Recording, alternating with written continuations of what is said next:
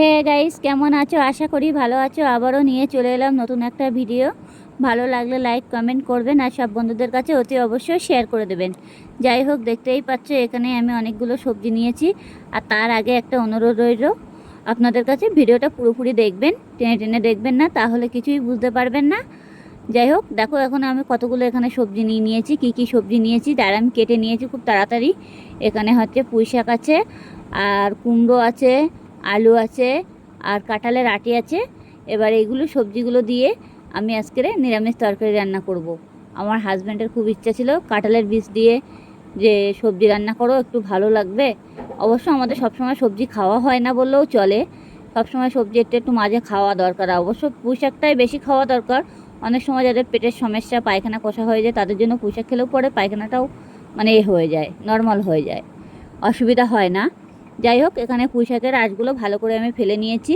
ফেলে নিয়ে দেখতেই পাচ্ছ, দেখো কতগুলো সবজি, আমার অনেকটা সবজি হয়ে গেছে আজকে। এই সবজিগুলো পুরোটাই রান্না করব। অবশ্য যতটা মনে হচ্ছে কিন্তু এত সবজি থাকবে না, রান্না করলে পরে একটুখানি হয়ে যাবে, অল্প একটু।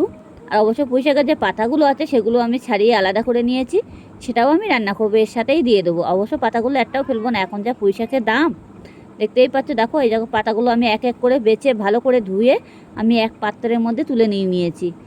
ভালো করে ধুয়ে নিতে হবে। অবশ্য পুঁই শাকের পাতা এখন বালি বালি থাকে, অনেক জায়গায় অনেক রকম মানে হয় তো।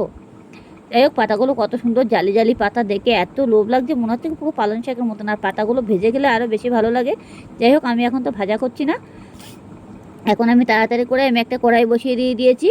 এবার কড়াইটা দেখো গরম হয়ে গেছে। এবার কড়াইতে আমি তেল দিয়ে দিয়েছি।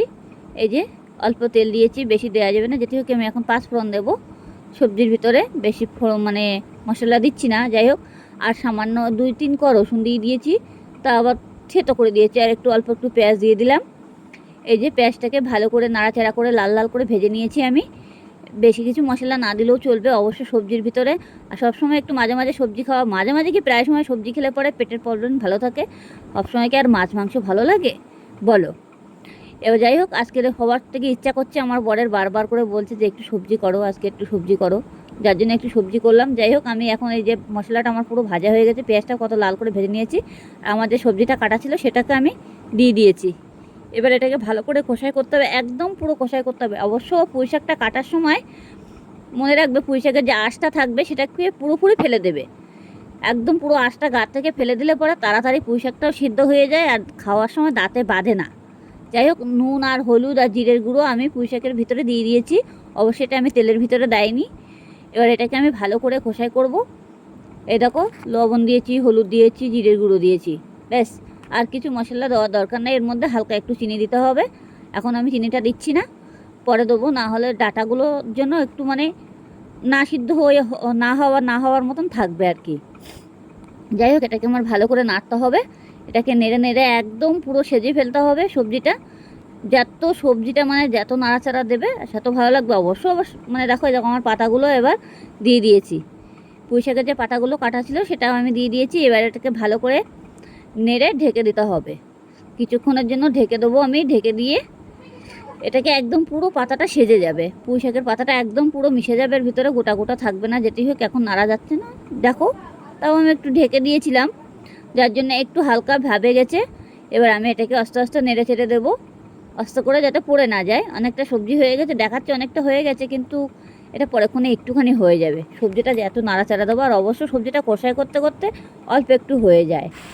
দেখো মনে হচ্ছে কতটুখানি হয়ে গেছে, এক কড়া সবজি হয়ে গেছে, দেখো কতটুখানি হয়ে গেছে, অল্প একটুখানি সবজি হয়ে গেছে। যাই হোক, আমি এর ভিতরে এখন একটু চিনি দিয়ে দিয়েছি। এবার চিনিটা দেওয়ার পরে এটাকে ভালো করে নাড়াচাড়া দিতে হবে আবারও সবজিটা। এখন ভালো করে নাড়াচাড়া দিয়ে তারপরে আমি জল দেবো। এখন জল দিচ্ছি না, যেতেই হোক। আর সবসময় একটু সবজি খাওয়াটাই বেটার বাড়িতে। আর আমার বাচ্চা অবশ্য পছন্দ করে না সবজি খাওয়াটা, ওর একটু মাছের ঝোল ভাত হলে কোনো সমস্যা থাকে না। যাই হোক, আমি বললাম না আজকে একটু সবজি করি, সবসময় সব মানে নিরামিষ মানে মাছ টাছ খাই, আজকে একটু সবজিটাই করে ফেলি। যাই হোক, আমি সবজিটার ভিতরে জল দিয়ে দিয়েছি। এবার আর সব কিছু সিদ্ধ হয়ে যাবে। একটু জলটা একটু বেশি দিয়েছি, কেন পুঁই শাকটা আছে, কাঁঠালের বীজটা আছে, সেজন্য আমি একটু জলটা একটু বেশি দিয়েছি। জলটাকে পুরো টানিয়ে ফেলতে হবে, একদম শুকনো শুকনো করে ফেলতে হবে। আর এই সবজি দিয়ে একবার ভাত খেলে পরে পরেক্ষণ আবার খেতে ইচ্ছে করবে। যাই হোক, আমি এখন এটাকে পুরোটাই ঢেকে দিলাম। চলো, আমি 5 মিনিট পরে আমি আবারও ফিরে আসছি। এই যে ঢেকে দিয়ে দিয়েছি, দেখতেই পাচ্ছ। এবার আমার দেখো সবজিটা পুরো ফুটে গেছে। আর একদম ঝোলটাও পুরো মরে মরে গেছে। ঝোলটা আর একটু টাইট করতে হবে, ঝোলটা টাইট না করলে হবে না। আর সবসময়ের জন্য মানে এইভাবে রান্না করলে পরে এত টেস্টি হয় কাঁঠালের বীজ দিয়ে সবজি। আর এমনিতে কাঁঠালের বীজটা এত সুন্দর, কাঁঠালের বীজটা কি বলবো।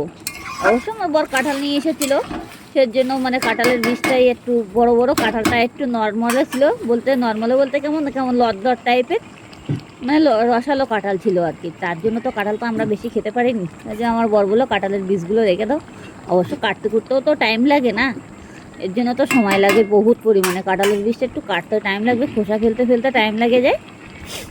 দেখো কাঁঠালের বীজ দিয়ে তরকারি রান্না করলে হেভি স্বাদ হয়। দেখো আমি ঢেলে নিয়েছি পাত্রের ভিতরে, দেখতেই পাচ্ছ অল্প অল্প একটু তরকারি হয়ে গেছে। এই গামলার থেকে বড় গামলায় এক গামলা সবজি হয়ে গেছিলো, এবার ছোটো গামলা ঢেলেছি, অল্প একটু সবজি হয়ে গেছে। দেখতেই পাচ্ছ কালারটা কত সুন্দর চলে এসেছে। আর এইভাবে এই রেসিপি আপনারা ঘরে বসে অতি অবশ্যই চেষ্টা করুন, খুবই ভালো লাগবে। অল্প একটু তরকারি থেকে পুরোপুরি ভাত খাওয়া হয়ে যাবে। দেখেই মনে হচ্ছে কত সুন্দর, কিন্তু কাঁঠালের বীজ আছে। যাই হোক, এখানে ভালো লাগলে লাইক কমেন্ট করবেন আর সব বন্ধুদের কাছে ভিডিওটা পুরোপুরি শেয়ার করে দেবেন।